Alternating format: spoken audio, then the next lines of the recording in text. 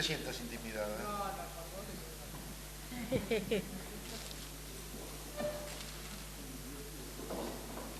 Bueno, buenas tardes.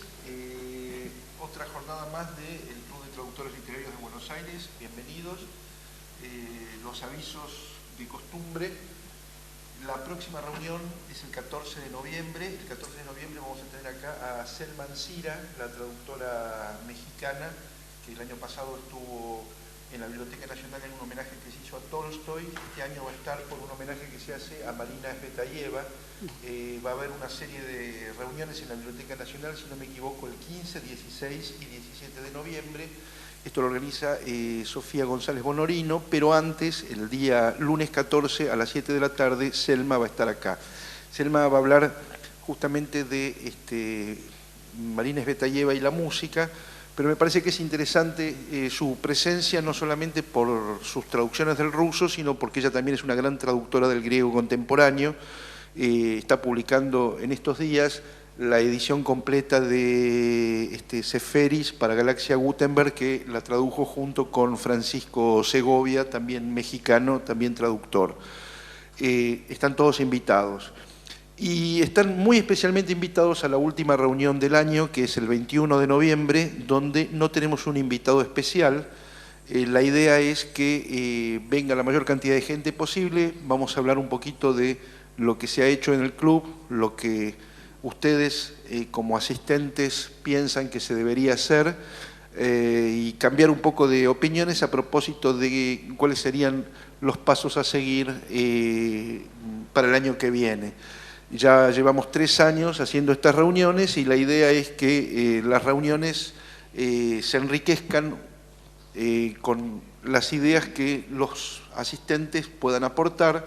Así que ese día es un día para nosotros, para que lo discutamos entre todos.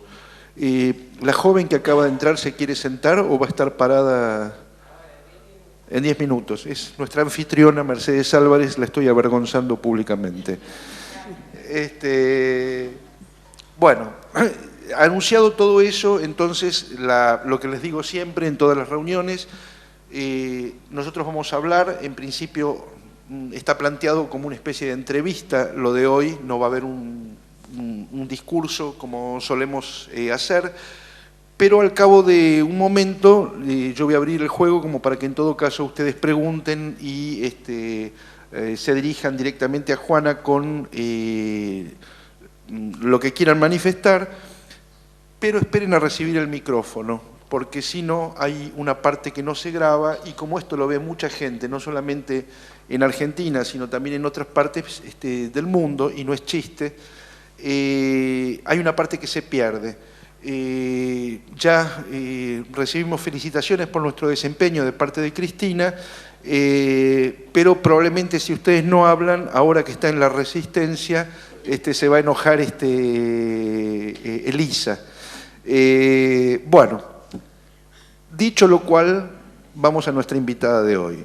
Siempre digo lo mismo, ya nadie me cree, pero la verdad que es un orgullo que hoy esté con nosotros nuestra invitada, que es Juana Vignosi. Si me permiten,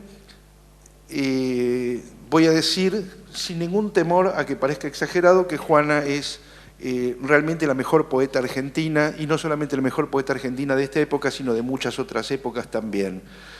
Donde probablemente menos se la conozca, no es en ese aspecto, sino en su aspecto de traductora.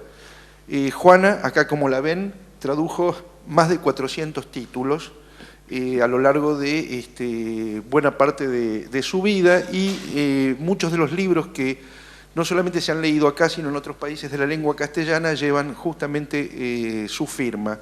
Juana vivió durante 30 años en Barcelona, ahí se dedicó fundamentalmente a traducir sobre estética, sobre filosofía, sobre política y también sobre poesía. Entonces, me parece que lo más lógico es comenzar justamente la noche preguntándole a Juana cómo es que ella empezó a traducir. Bueno, en otro siglo, ¿no?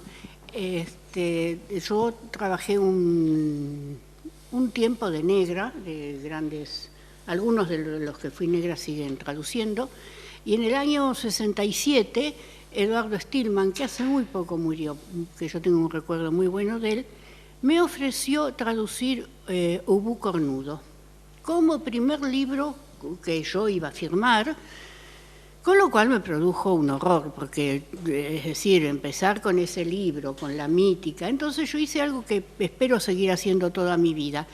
Ubú Rey, que aquí causó conmoción, que fue la vanguardia de un momento, lo había traducido Esteban Facio. Esteban Facio era patafísico, era maestro patafísico. Y entonces a mí me pareció una insolencia de mi parte ponerme yo sola a traducir Ubú Cornudo, estando la autoridad de Occidente sobre las traducciones, y lo llamé a Esteban.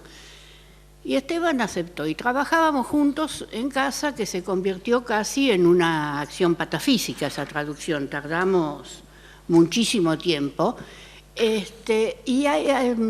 Esa fue la primera traducción que yo firmé en conjunto debido a esta decisión mía, pero que me enseñó varias cosas, ¿no? Me enseñó, porque Esteban y yo teníamos un concepto diferente de traducción. Él no era un traductor en sí, había hecho Ubú Rey, pero no se dedicaba a la traducción, ¿no? Él leía sus cosas o traducía alguna cosa que le interesaba.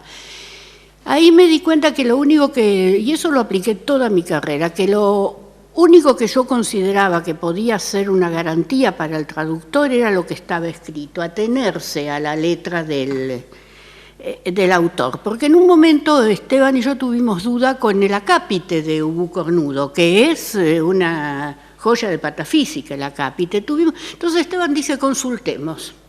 Y llamamos a otro que era otra autoridad en patafísica y empezó a decir lo que él creía que había dicho Jarry. Y ese día, hace 46 años, 47, yo dije, no, espiritismo no, esto es traducción. Lo que dijo está ahí escrito, lo que yo siento que él quiso decir, no lo dijo, ¿no? Entonces Esteban me dijo, eso del espiritismo me parece bien. Claro, espiritismo no es. Entonces, después de eso, yo hice ya sola, empecé a traducir, hice El Supermacho, que son dos libros que yo guardo un recuerdo infinito, porque son mis dos primeros libros y son libros que España compró. Y me los compró a mí directamente, no porque no estaba más la editorial, había vuelto la traducción a mí. Y tuvo un éxito absoluto en la España de la transición, recién muerto Franco y llegaba Ubú, y esto fue muy bien. Después de eso yo traduje en Buenos Aires 7 años y después me fui en el 74, nos fuimos a Barcelona. ¿Para dónde traducías? Traducía para Rodolfo Alonso, que me llevaba muy bien con Rodolfo Alonso, y además una cosa que después en los 30 años de Europa yo me di cuenta que es solo argentino. Que nosotros no temblamos ante los autores, y en España tiemblan. Alonso me llamaba y me decía, Juanita, vamos a hacer Fourier, y allá nos largábamos a hacer Fourier, con todo respeto, con lo que podíamos, pero ¿cómo? Y después yo en Europa, cuando llevaba el currículum para que me dieran trabajo, me decían, usted hizo Fourier, señora, usted hizo Sade. Y yo decía, sí, nosotros en Argentina traducimos literatura, no teníamos una... grandes editoriales universitarias continuadas de traducción, teníamos, pero de otro tipo.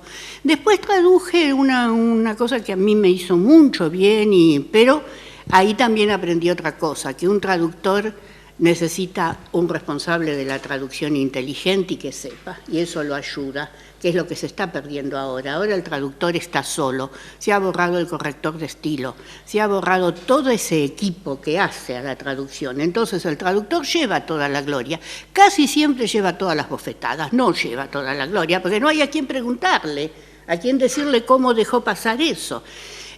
Traduje con Piglia La Serie Negra, en tiempo contemporáneo.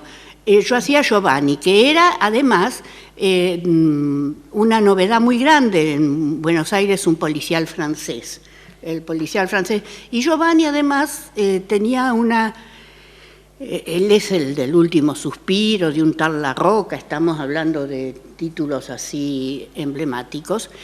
Él es de ese grupo de la resistencia francesa que cuando termina la resistencia no entrega las armas y empieza a rozar la delincuencia, la mafia, que este fue un fenómeno de los movimientos liberadores de la Segunda Guerra. Entonces, ahí Piglia además hacía algo que después yo nunca tuve, muy pocas veces volví a tener. Él establecía los criterios de traducción. Por ejemplo, traducíamos en voz. Él decidía.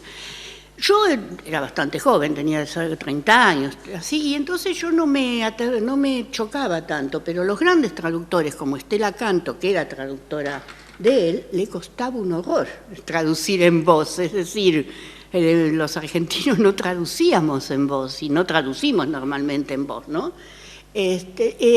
Hice otro libro que hice Pompas Fúnebres, que ese es un lindo libro que habría que reeditar corrigiéndolo, ¿no? Haciendo un cotejo de traducción. Ese es uno de los grandes libros de Genet, tal vez con menos fama que Querelle, que Notre Dame de Fleurs, pero ese es un libro mítico de él. Trabajé en esas... y traduje para La Flor también, siguiendo esta característica que digo del editor argentino. La Flor hacía Boris Vian, hacía ese tipo de cosas, ¿no? Entonces yo traduje Bercoquén y el plancton, que es un Boris Vian magnífico, y traduje alguna otra cosa que ya no me acuerdo. Después empecé también en Buenos Aires a traducir teoría de las artes, traduje Gimpel, Contra el arte y los artistas, y traduje a ese para La Flor, L'Art Brut de Dubuffet. Gimpel se ve que fue muy importante, pero con eso tengo una anécdota terrible. Hace unos 8 o 9 años yo hice una lectura de poemas en Buenos Aires, y entonces un chico del público, un muchacho, yo digo chico, ya conmigo todos son chicos con la edad que tengo, un muchacho del público me dijo: señor, ¿usted está de acuerdo con las teorías de Gimpel? Y me muestra un libro. Y habían pasado 30 y pico de años. Digo, discúlpeme, le digo, yo no sé si leí ese libro, ¿no? Me dice, ¿lo tradujo usted, señora? ¿Cómo no lo leyó? La señora es su traducción. Sí, le digo, pero usted sabe, después de 30 y pico años de traducción, algunos se me han borrado, ¿no? Algunos se me han borrado. Después de eso fui a España. Y ahí... Antes de sí. España, tengo 2 o 3 preguntas para hacerte. Sí, por favor. No, porque veo que agarraste, pusiste primera y te mandaste... Yo hablo, el problema es que yo hablo. No tengas miedo, no tengas miedo. El problema es que yo hablo. ¿Tenías relación en ese entonces con... contaste varias editoriales. ¿Trabajaste para el Centro Editor también como traductora? Nunca. ¿Nunca? No. ¿Y por alguna razón en particular? No, porque yo trabajé menos de un año en el Centro Editor, ¿no? Espero que nadie de los que esté aquí lo sienta como un agravio, pero yo nunca entré en la mística del Centro Editor de América Latina, no. A mí he luchado toda la vida y he luchado en mi profesión para que una cosa es la empresa y otra la ideología, ¿no? Y no esas empresas, porque la ideología es todo y cuando uno llega 15 minutos tarde empiezan los gritos, ¿no? Entonces... nunca traduje, trabajé, no llegué al año en el Centro Editor, porque yo no soy seria como para el Centro Editor, me fui a menos de un año estuve y nunca traduje, no, nunca me ofrecieron. La otra cosa que te quería preguntar, hasta ese entonces, por ejemplo, teoría política o política o filosofía, ¿habías traducido? No, había hecho Fourier, que puede ser considerado en este tono, y había hecho literatura. Exclusivamente literatura. Sí, y no había hecho italiano, porque Argentina no traduce italiano, es una cosa... Eso sí que lo añoro. Lo único no añoro de España, añoro el Corte Inglés y las traducciones de italiano. Es lo único que añoro. Porque Argentina no tiene una producción en italiano. Es difícil. Y la otra pregunta que te quería hacer antes de pasar a lo de España. Mencionaste a Piglia, mencionaste a Estela Canto, mencionaste a 2 o 3 personas más. ¿Con qué otros traductores estabas relacionada y de qué manera? Yo no, es decir, ahí había un problema generacional, porque los buenos traductores, Davini, Floreal Macía, toda esa gente que hizo la traducción argentina eran mucho mayores que yo, ¿no? Eran mucho mayores y mucho más importantes, entonces yo no me cruzaba, porque como yo no traducía para Losada, Y ellos no traducían para las editoriales donde yo estaba, no estaban en Tiempo Contemporáneo, no estaban en Alonso, no estaban en La Flor, que eran como editoriales jóvenes, ¿no? Eran, bueno, La Flor empezaba y el Tiempo Contemporáneo también era de esos años, no. Yo con ellos profesionalmente no tuve trato, no. Y una pregunta más relacionada también con el ambiente y demás. ¿Cómo eran las condiciones de trabajo en ese entonces, con estas editoriales? Era un poco duro. Era tan duro que cuando llegamos a España y me pagaron el primer trabajo el día que decían que pagaban, yo no creí que fuera verdad. Nunca lo creí, me costó años creerlo. Las condiciones eran, la tarifa no era tan mala, porque como se hacían estos libros de prestigio, ¿no? Y hacían 2 libros por año, 3 libros por año, entonces la tarifa no era, digamos, una tarifa pero después a lo mejor no te pagaban en 6 meses, o no te pagaban en 4 años. ¿Se firmaban contratos? No, nada. ¿Y los derechos para quién quedaban? Derechos, no le habían pagado al autor, menos me iban a pagar a mí, no pagaba nada a nadie, yo creo. Mi opinión es que ahí no se pagaba nada. No, era una profesión más creativa, si se quiere, pero mucho más terrible de condiciones, no existía. Además, eso sí, o sea que hablo del año 70 más o menos, siempre tratamos, los 4 o 5 traductores que queríamos convertir eso en una profesión, en un oficio, siempre tratamos de tener una organización gremial, cosa que era imposible, sigue siendo casi imposible, porque lo de España es simbólico, no tiene ningún peso en las editoriales, es decir, ahora después voy a hablar de las leyes que no respetan ley, y no la respetan. Es un poco difícil por la condición del traductor, que el traductor en esa época y todavía hoy se cree como se creían los empleados bancarios del 30, que no hacían huelga y que eran alguien, ¿no? Que eran los señores de cuello blanco. El traductor, y después no teníamos dónde. Habíamos encontrado con un grupo, eso muy poco antes de irme, que el sindicato de prensa, sí, el sindicato de prensa iba a hacer una modificación en el estatuto como para crear un apartado donde pudiéramos entrar nosotros. Con lo cual hubiéramos tenido un sindicato, hubiéramos tenido varias cosas. Eso nunca se concretó y después del 74 no se concretó nada nunca, claro. Es decir, pero esa es una larga lucha de los traductores hasta el día de hoy. Ahora en España es pavoroso como está esto, porque el traductor normalmente, la gente que yo conozco, he conocido como 50 traductores, no tiene una conciencia de cuerpo, una conciencia gremial. Cree que está negociando con el arte y no con un señor que se está haciendo rico, ¿no? Y claro, y además yo siempre digo, uno no le está vendiendo a una editorial su cultura, su talento, le está vendiendo un oficio. Habría que empezar a que nos respetaran por un oficio que sabemos hacer, ¿no? Es decir, eso ha sido siempre muy difícil. El problema gremial de los traductores es casi insoluble, casi insoluble. Bueno, cruzaste España. ¿Qué pasó? Llegué a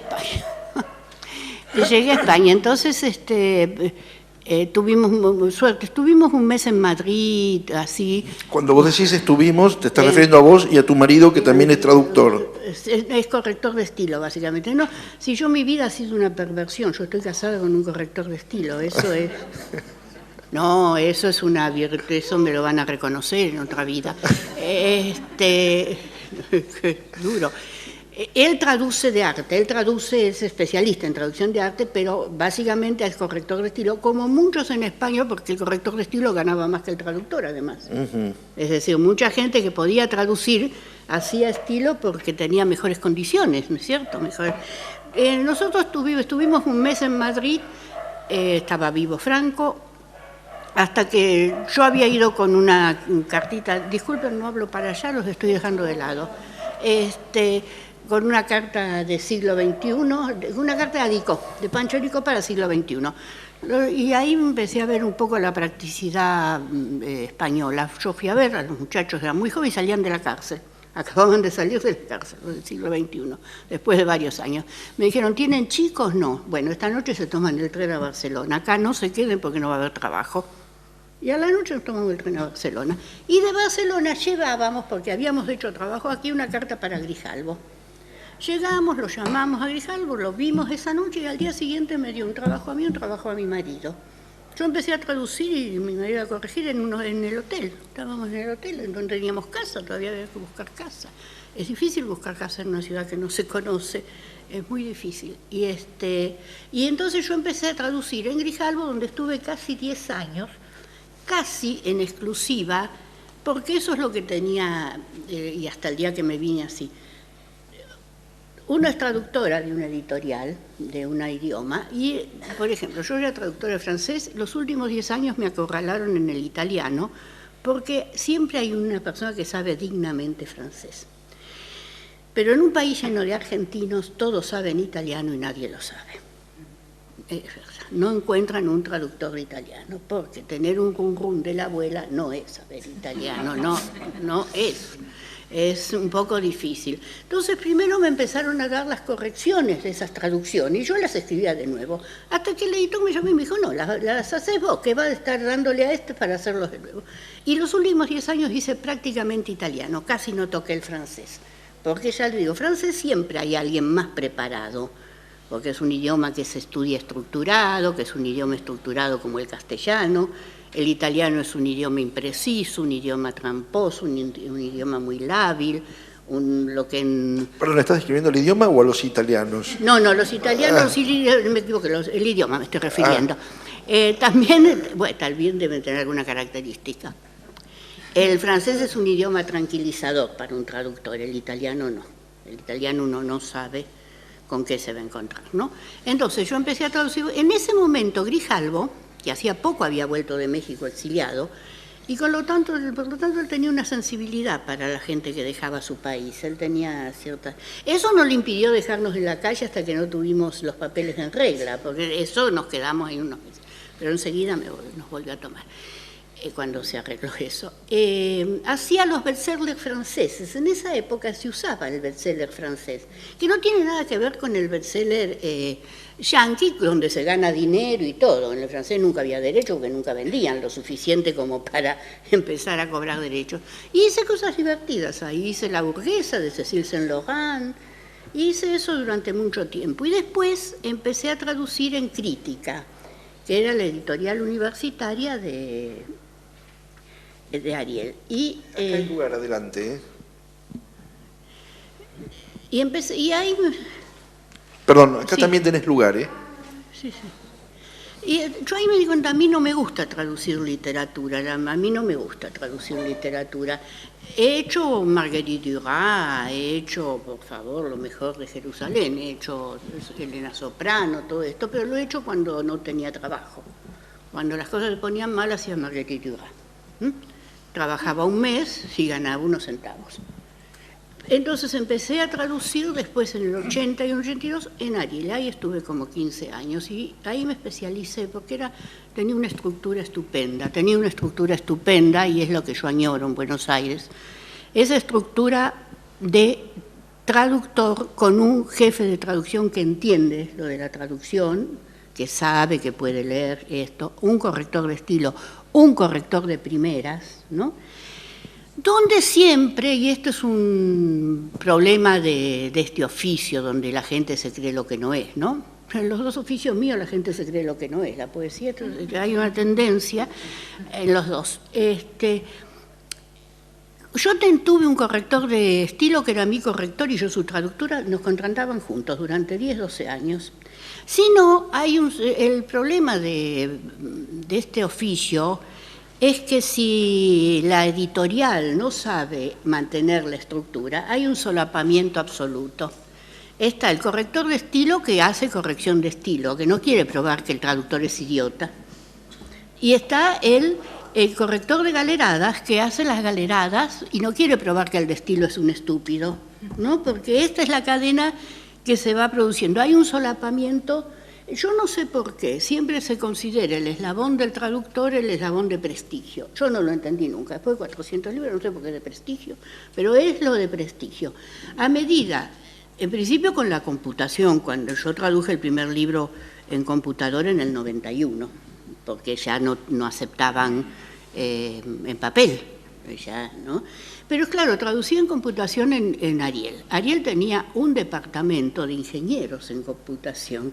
Entonces uno podía hacer cualquier cosa y ellos ayudaban, salvaban, enseñaban, es decir, no estaba uno solo ante este. Yo la primera traducción que hice en computación, dificilísima, porque era una traducción que es algo que yo amé mucho. Yo hice mucha nouvelle histoire, la de Duby, y hice mucho medievalismo. El medievalismo es muy, muy difícil. Ahora, en esos libros yo siempre tenía un asesor. La estructura era el director editorial, el traductor y el asesor, que era normalmente el jefe de cátedra, la eminencia del tema, que normalmente eran muy solidarios, enseñaban, explicaban. Eso es una ventaja que pocas editoriales, ahora acá ya vi que tampoco es así. Los buenos directores editoriales quieren un traductor profesional con un asesor. No quieren a alguien de la cátedra que traduzca en chino, que sepa la materia, pero que no sepa traducir, ¿no? Esa estructura es muy buena. Yo traduje mucho derecho cuando empezaron los textos comunitarios.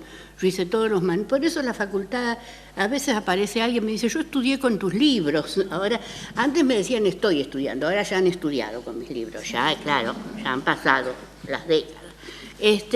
Hice mucho derecho, hice una materia que ahí aprendí mucho italiano, ¿no? Porque un traductor aprende traduciendo. Un traductor empieza a traducir con un nivel de idioma y al 10º libro de ese idioma aprendió muchísimo. Aprendió. Y un traductor que no traduce nunca va a aprender. Es decir, va a quedar en una teoría de cómo se traduce. No va a aprender.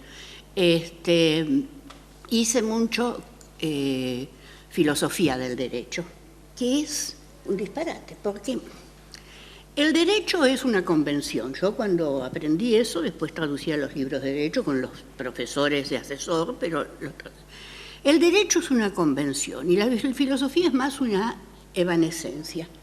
Entonces, eso lo hacen los mejores filósofos del derecho son los italianos que hacen unos libros realmente magníficos.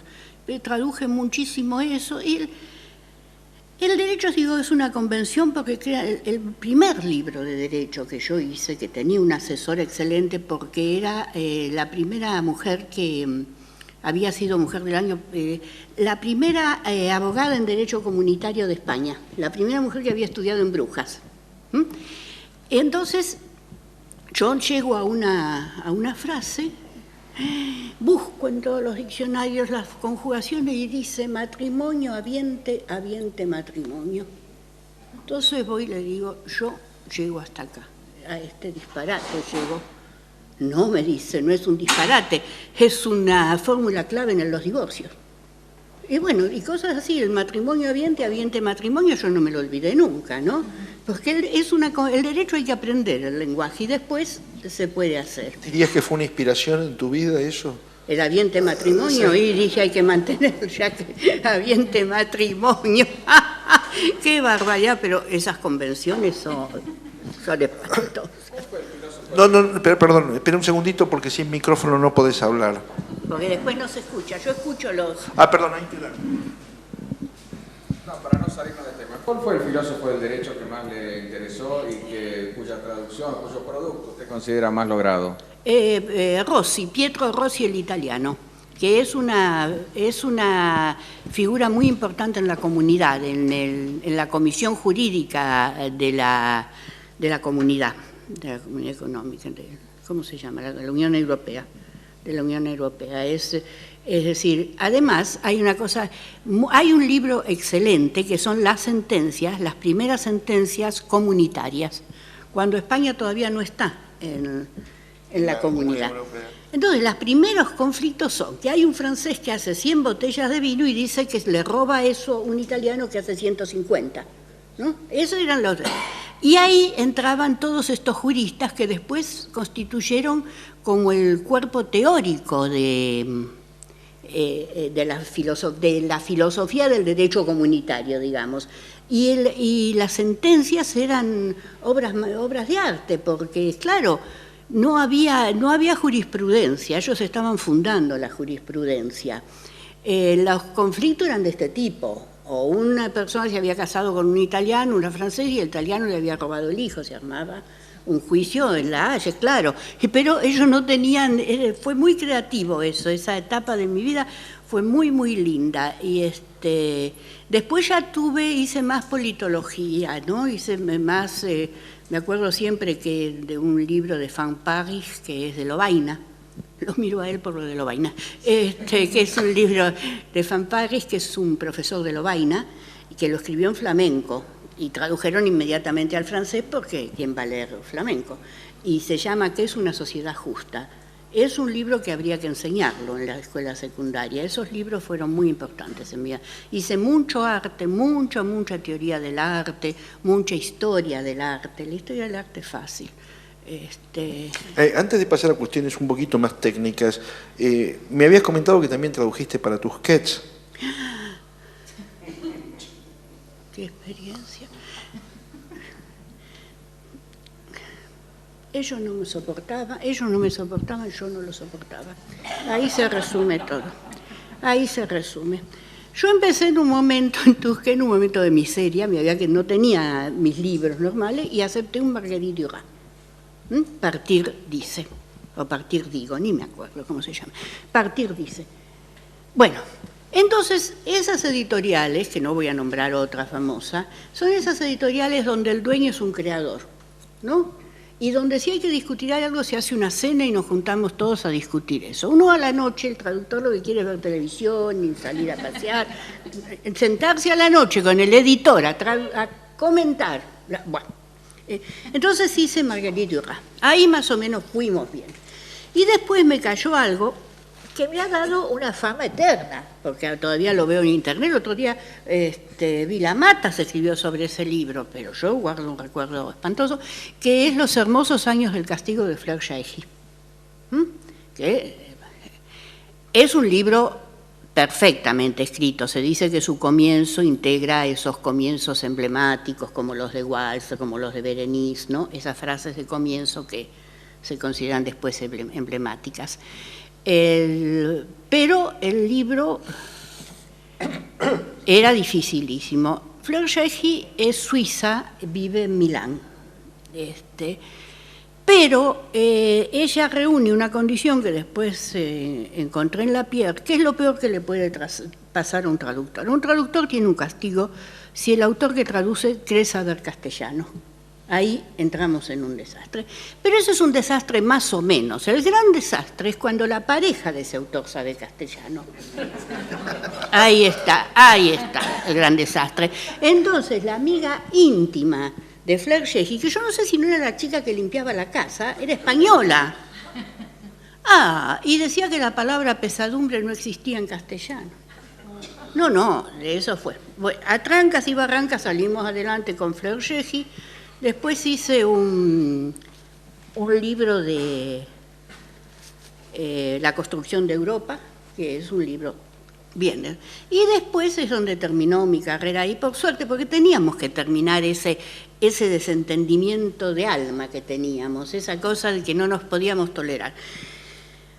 Un libro de Vilallonga, yo no me acuerdo cuál es, Memorias de un caballero, de un gentilhombre europeo, ¿no? ¿Vos te acordás? No, bueno, yo ni me acuerdo. Memorias de un gentilhombre europeo. Y ahí van a entrar en otro drama de los argentinos en España. Vilallonga pide unas páginas. Bueno, pruebas en Europa se hacen constantemente. Yo hice pruebas casi hasta el año antes de venirme. Pide unas páginas, le mandan las páginas, no pide las primeras, y queda encantado. Y pide mi teléfono para hablar conmigo. Claro, cuando me escucha se da cuenta que soy argentina. Llamó a la editorial, le dijo que yo había hecho un desastre, que le había destrozado el libro, que les iba a quitar el libro si lo traducía a una argentina. Bueno, terminamos ese libro y me habían dado Y miren las infamias, porque 2 o 3 años después, Vilallonga saca un libro, otro libro, que habla de sus libros, de sus anteriores, y dice, y nunca agradeceré la maravillosa traducción de Juana Vignosi. Yo nunca me enojé porque gracias a él no fui nunca más a Tusquet, es decir, pero si me hubiera hecho eso en otra editorial hubiera sido grave. Cuando yo estoy terminando El gentilhombre europeo, me habían dado una cosa terrible, un anónimo erótico del siglo XVIII francés. Yo lo iba a hacer, yo vengo de esa escuela donde uno pone el libro en el atril y empieza, ¿no? Pero me doy cuenta, yo tenía buena confianza con la jefa de producción, le digo, después de este libro no me dan ninguno más. No, me dice, no te lo quita, pero yo me voy a matar con él, no, y se los devolví. Nunca nadie le había devuelto un libro, debo decir, nunca nadie le había devuelto un libro a Tusquet, se los devolví, porque era una infamia, era un libro atroz para hacer y para terminar mi relación. Ya se terminó antes, mejor. Entonces, eso fue mi historia con Tusquet. Y ahora nos hemos vuelto a cruzar, porque Tusquet tiene algunos L'Eclésiaux. Y entonces, con la música del hambre, que es el segundo que hice, el tercero, no me acuerdo, con la música del hambre, Adriana no consiguió derechos para España. Adriana es Adriana Hidalgo. Adriana Hidalgo, la editora, no consiguió derechos para España. Lengua castellana, pero no España. Y no se podía aceptar la traducción española, no se podía, porque yo creo que se llama el rum rum de la música, no sé cómo se llama lo que le han puesto a ese libro. Entonces yo lo hice en Argentina y se vende en América, es la versión que se vende en América. Después no, con los otros libros del L'Eclésiaux, la editorial los vende en España, las traducciones españolas. Bueno, a mí hay que pararme. Porque yo... No, ya sé. Llegamos al punto en el que me parece que es interesante que hagas un comentario que creo que todo el mundo está esperando. Después de haber traducido 30 años en España, ¿a qué castellano traducías? Es muy fácil. Uno traduce un castellano aprendido. Además hay algo que los argentinos que traducen aquí, que no tienen la experiencia de la traducción en el exterior, están confundidos. El problema no es el lenguaje, porque solo un idiota no aprende que durazno es melocotón. Ese no es el problema.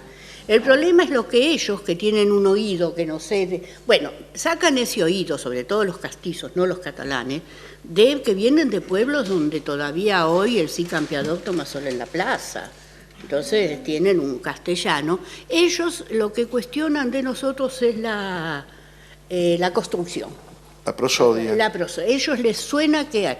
Yo eso lo aprendí bastante bien, trabajé con gente, siempre trabajé con españoles amplios en ese sentido bien. Si había que corregir algo, me corregían, pero siempre me consultaban. No, lo que me costó más...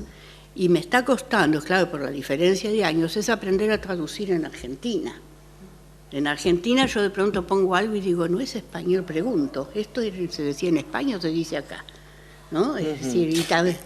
¿Podrías ser un poquito más explícita sobre justamente cuál es el problema de construcción o la diferencia de construcción? Porque es un problema central. ¿No? El verbo, el doble objeto, no sé directo o indirecto, el doble objeto. Le dije a mi madre, ¡ay, es un argentinismo horrible! Dije a mi madre. Eso es un argentinismo que los espanta. Usamos diferente el perfecto al imperfecto. He ido, ellos dicen fui. Y nosotros decimos fui cuando ellos dicen he ido. Usamos diferente ese tiempo. También me estoy olvidando un poco, pero también usamos diferente ayúdela o la ayudé. Ellos ponen esa partícula, ¿no? Vos me podés ayudar en esto. Ellos ponen esa partícula diferente, ¿no? Prefieren el final y no el principio. ¿No? Es decir, ese tipo de cosas. En esto les voy a contar también una anécdota preciosa, porque a veces los españoles tienen algo. Estoy acá. Estamos en el Centro Cultural de España. Todos saben lo que pienso, no importa. Todos saben lo que pienso. Yo trabajaba en Destino, trabajé muchos años en Destino, donde hice egiptología, hice los más grandes textos de egiptología, la epopeya de la egiptología, el traslado de los templos de Nubia, todo eso de Roche-Noblecourt. Yo traduje de Roche-Noblecourt mucho tiempo. Bueno, y traduje unos autores estupendos que a mí me da lástima, Nicola y Giorgio Pressburger, que son húngaros, mellizos, que salen de Hungría con los tanques. Salen de Hungría con los tanques, van a Italia. Uno se convierte en una persona muy importante en Cinecittà, ayudante de Fellini, el otro periodista, pero escriben juntos. Escriben y son judíos de Budapest. Y tienen unos libros estupendos. Bueno, yo había traducido 3 libros de ellos y tenía el 4º en casa para hacer. Y cambia la directora editorial en Destino. Esto es como en las editoriales de ese tipo, es como en los ministerios, se va el jefe y se van todos los que estaban con el jefe, los echan a todos, ahí cambia todo el panorama. Entonces, esta señora, que era una eminencia de la traducción, venía de Madrid, dijo: yo no traduzco, no quiero argentinos, no quiero un argentino en esta editorial. Me pidieron que devolviera el libro. Nosotros éramos muy amigos del que más o menos había cubierto el papel de editor y quedó de su mano derecha, ¿no? Profesor y venía a casa, comía en casa en las noches. Y ella pide 3 pruebas, 2 pruebas a Madrid, una prueba a Barcelona. Y ese mediodía, me acuerdo, Eduardo Gonzalo vino a casa y dice: me escapé, después te llamo formalmente, dice la editorial, pero me escapé, mira lo que pasa. Tiró las páginas, feliz, y le dijo: haceme el favor, llama a la Vignosi, que escribe en argentino, pero escribe. Después le corrijo el argentino, dice, ¿no? Claro, es decir, y volví a ser traductora. Ellos tienen esa, es más un prejuicio, esa sensibilidad un poco exacerbada de lo que hizo Vilacamp, Vilacamp era mi corrector de estilo. Vilallonga, cuando me escuchó, decidió que era un disparate lo que había dicho, que estaba bien, y decidió que un argentino no podía traducir, ¿no? Hemos hecho muchos desaguisados los argentinos, no muchos, y además es verdad que somos un poco jactanciosos, un poco prepotentes, ¿no? ¿Te parece? Total, y estoy encantada. Yo no soy jactanciosa porque eso es de miserable, yo soy soberbia. No, la jactancia es una miseria, ¿no? Claro, pero no, nosotros tenemos como más dignidad, sobre todo en esa época, recién muerto Franco. Nosotros estamos acostumbrados a decir: esto no es correcto, esto no está bien pago, yo creo tal cosa, ¿no? Además hay algo que tiene este oficio y que ahora en España está totalmente exacerbado, porque ahora en España las agencias que han invadido todo, con lo cual se ha perdido la estructura editorial, porque las agencias hacen subasta, el traductor se ofrece la tarifa, entonces el que ofrece menos tarifa le da el trabajo. El otro día vi, hace un año más o menos, una denuncia de este tipo firmada por 10 personas, la mitad de los cuales trabajaron conmigo, denunciando este caso en España, ¿no? Denunciando esto. Es decir, ahora la agencia está aplicando al traductor lo que el editorial le aplica a la agencia, porque la agencia subasta para conseguir el trabajo. Lo que la gente le aplica a la editorial. Es claro, lo que le aplican a la editorial se lo aplica al colaborador. Y más que esto, la agencia no está en manos de gente con profesionalidad, no vienen del campo de la edición, Nosotros alcanzamos a vivir con los últimos realmente editores, la gente que era editora, ¿no? Que era editora, que tenía una tradición a la edición, que sabía ser editor, ¿no? Que tenía conciencia de qué hacía. Es decir, en esas editoriales que yo trabajé, nunca iban a llamarle la atención al traductor si veían que el error era del corrector de estilo, es decir, no tenían en claro qué tenía que haber hecho cada uno. Eso acá totalmente no hay correctores de estilo, uno está en manos de Dios, digamos, ¿no? Está el autor, yo y el editor, que sabe menos del libro que yo, porque el editor compra por el agente literario, compra por el scout. El scout le consigue el libro, el editor ve la prensa, es lógico. El informante, yo fui toda mi vida informante, trabajé mucho de informante. El informante, cuando es un profesional, lee el libro en diagonal. No es que se equivoca, pero no lee el libro palabra a palabra como lo lee el traductor. Cuando yo estuve en Grijalbo mandó una notita a los traductores, el personal una cartita y les diciéndoles, miren, yo considero que la primera persona que lee el libro en castellano, el que lee el libro, la primera persona es el traductor. Les pido, por favor, que cuando terminan la traducción hacen 4 o 5 líneas diciéndome qué pasa y qué les parece el libro. Porque nadie me va a decirlo mejor que el traductor, porque el traductor pelea palabra a palabra. Un informante lee rápido, un scout se maneja de otra manera, un agente también. En eso es insustituible esa mirada, ¿no? Antes de pasar la palabra al público y hacer que es una conversación colectiva esto, tengo una pregunta doble. ¿Te tocó ver una época de esplendor de la traducción en la Argentina? Y te tocó también ver una época de esplendor de la traducción en España. Sí. Teniendo en cuenta esos dos momentos, o ese momento común, a pesar de que se tratara de dos realidades diferentes, ¿cómo ves la situación actual en uno y otro lado, por lo que conoces? No, en el otro lado que lo tengo, coincidió también, nos fuimos cuando todo ya, coincidió que nos queríamos ir con que todo se cayó, ¿no? Ha cambiado el concepto, ha cambiado absolutamente, en principio, está todo dominado por las agencias.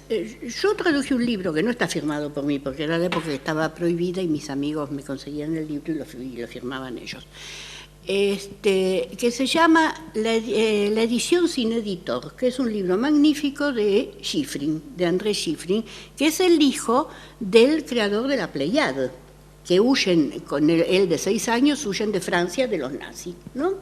Y él funda, cuando es un muchacho, cuando es un hombre ya, Pantheon Books, y tiene Pantheon Books durante 30 años, y ve el comienzo, él ve, esto tiene 15 años el libro, él ve el comienzo de esta decadencia, y dice, esto antes era un oficio, ahora es un negocio. Por ejemplo, la preeminencia y la importancia que ha tomado el departamento comercial, el departamento de venta, el departamento de marketing, la editorial es definitivo. Cuando cambian al director de Ariel, que era un excelente traductor, un universitario, ponen de director de Ariel, la editorial universitaria, al que había sido el jefe de ventas.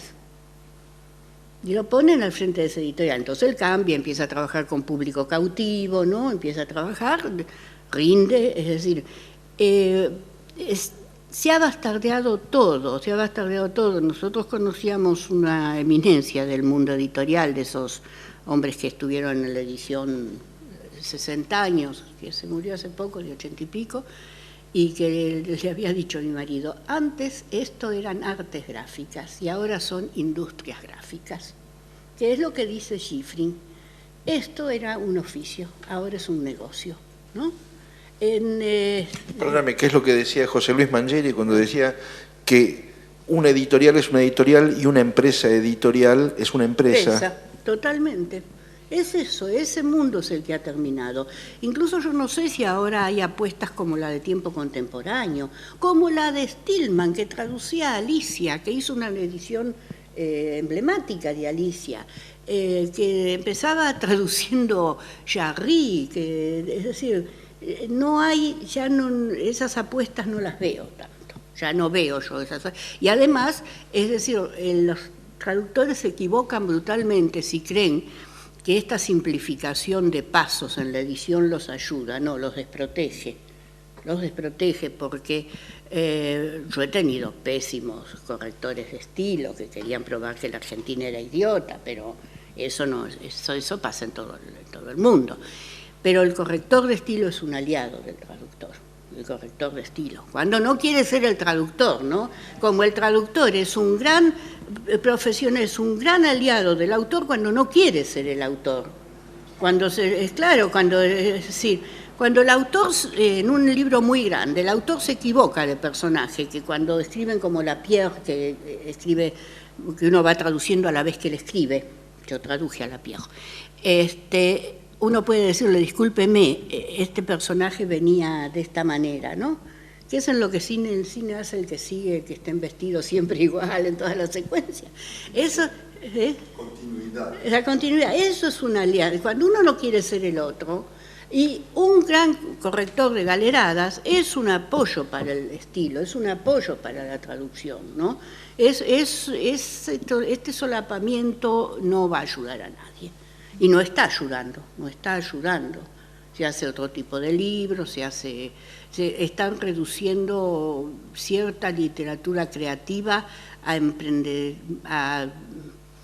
emprendimientos artísticos, digamos, como alguien dice, yo voy a poner un editorial pequeño y voy a traducir este autor y están acorralando a que ese tipo de creación quede así relegada, ¿no? Mis dos últimas preguntas muy breves, tus respuestas me imagino que muy largas. No, pero ¿qué? No se dice eso a un invitado, se disimula. Pero vos sos de la familia. Soy de la familia, por eso estoy acá. ¿Te interesó alguna vez la teoría de la traducción y demás? No. Yo soy una traductora que traduce, como me gustan los arquitectos que construyen. Digamos, después están los que teorizan, ¿no? Y a raíz de eso a mí nunca me gusta discutir, y hace 4 días tuve un incidente espantoso. Nunca me gusta discutir las condiciones de trabajo, las condiciones gremiales, fuera de los colegas, fuera de los compañeros del oficio, porque un camionero no se pone a hablar con alguien que le dice la metafísica del camino y la soledad del camión. Él se pone a discutir el convenio o en el gremio, sí, ¿no? Entonces, el otro día también una persona que yo creo que solo lee porteño y que en su vida escribió una palabra, me dijo, pero los traductores no ganan dinero. Digo, yo gano mucho dinero, ya es claro. Eso se puede discutir con la gente que está en la problemática. Yo tengo un sentido aún en la poesía muy gremial, vos lo sabés, yo tengo un sentido muy gremial de eso. Bueno, y justamente la última pregunta mía tiene que ver con la poesía. Hablaste de traducción de todo tipo de cosas, pero no hablaste de traducción de poesía ni un minuto. No traduzco poesía yo. No me ha sido dado la gracia de traducir poesía, ¿no? Pero nunca hiciste la experiencia. No, hice una experiencia, estuve un mes sin trabajar para poder hacer eso. Traduje 9 poemas o 10 poemas en el dossier que me hizo el Diario de Poesía, que traduje cuando aquí no se sabía para nada, que traduje Caproni, Bertolucci y Parronchi.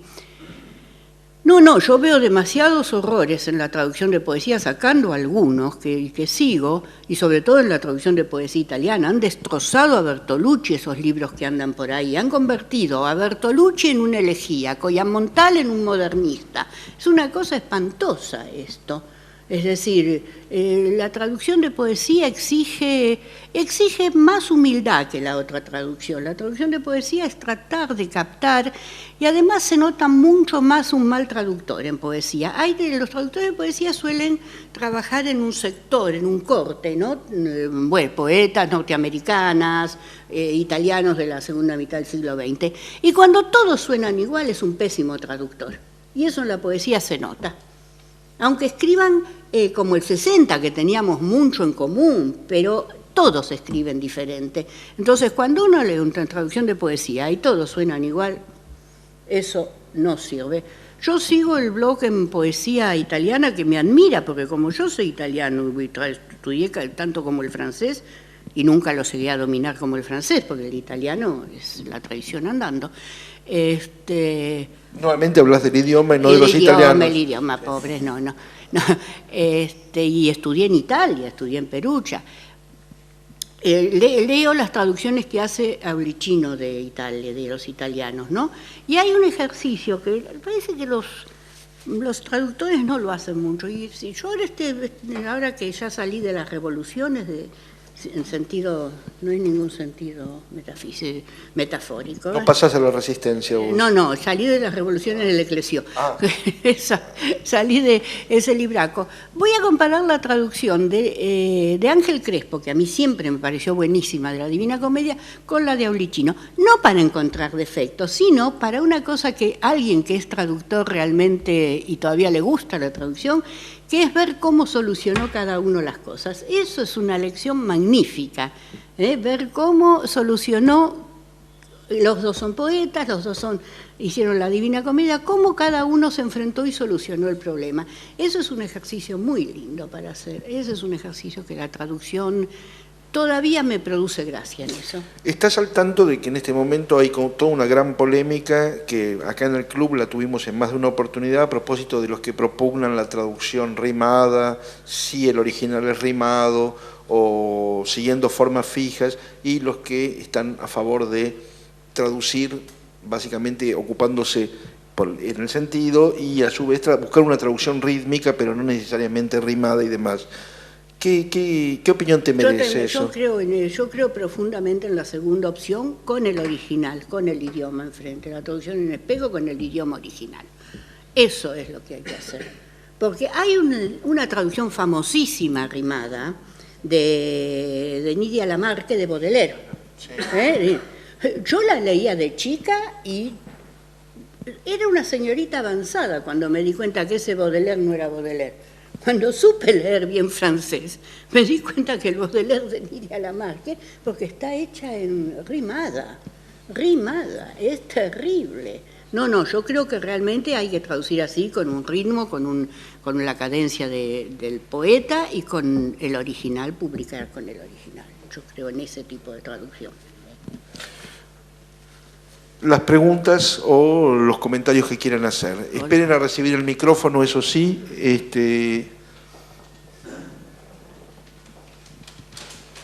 Hola. Sí. Yo hace unos 10, 15 años me dieron para traducir una novela del inglés, una novela policial. En la página 60 descubro una incongruencia, algo que no podía ser. Estaba equivocado, el original. Y entonces me empecé a preguntarme, ¿qué hago? ¿La dejo o la corrijo? Yo opté por corregirla. ¿Qué opina? ¿El autor estaba muerto? No, vivísimo. Vivísimo. ¿De qué idioma era? Del inglés. Del inglés. Yo hubiera corregido también. Pues siempre me quedó la duda si se lo corrigió. No, yo hubiera corregido. Porque no era un problema suyo de gusto, a usted no le gustaba, no, era una incongruencia. Sí, del mecanismo del policial. Claro, sí, no, yo hubiera corregido, en la misma medida en que jamás pongo una nota en una traducción, en una novela. Yo creo que las notas en una novela no.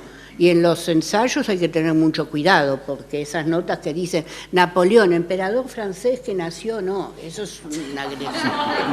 Claro. No, yo no pongo notas en las novelas las soluciono en el texto. Aclaro que no traduzco del inglés, a lo mejor el inglés necesita alguna nota diferente, ¿no? Tiene unas idiomáticas diferentes. No, yo hubiera corregido, le aseguro. Sí, yo creo que también del inglés no hay que, hay que resolverlo en el texto. Hay que resolverlo, sí, eso es sí, un traductor, sí. Hay que resolverlo en el texto. Yo tengo, y la sigo practicando y la practiqué con L'Eclesio, que a veces no es fácil, pero L'Eclesio no tiene una sola nota. No. Es decir, yo también creo eso. Bueno, más trabajo. Más trabajo. ¿Quién sigue? No creo que vayan a preguntar. Bueno, va a ser otro yo. Espera. Ahí está, Uli. Sí. Que pregunte, decir. Pregunta.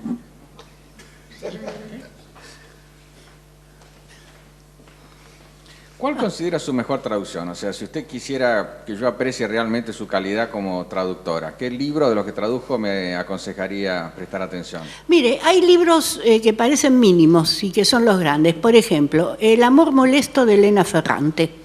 ¿El amor molesto? Sí, de Elena Ferrante, que lo hizo Destino y ahora me lo acaban de comprar en Europa de nuevo. Es que esas cosas todavía tienen, me escribió el gremio de editores y la compraron. El amor molesto. Después de Bercoquén y el plantón, para una cosa que dejó... Es una novela de Boris Vian. Boris Vian, Bercoquén y el plancton. Ese sí. Y después hay trabajos ciclópeos, pero de los que yo traduje la historia de la filosofía de Jacques Monod, que son 5 tomos así. O la historia de la literatura española de Canavallo. Ese ha sido un trabajo, porque además lo coordiné, y ese ha sido un trabajo ímprobo, porque los hispanistas franceses son casi todos hijos del exilio español. Entonces, cuando, claro, lo corregían en el castellano del 39, ¿no? Fue muy duro. Tenía una asesora. La asesora era la directora del departamento de española de la facultad, ¿no? Ese es un trabajo que yo me siento... ¿Podría repetirme el autor? Canavallo, es un cervantista. Jean Canavallo, es un cervantista. Y después el africano del Eclesión. Eso sí, que ahora yo traduzco ya traduzco en una especie de serenidad. Nunca pensé que iba a traducir y sin embargo sigo traduciendo. Se ve que me divierte todavía.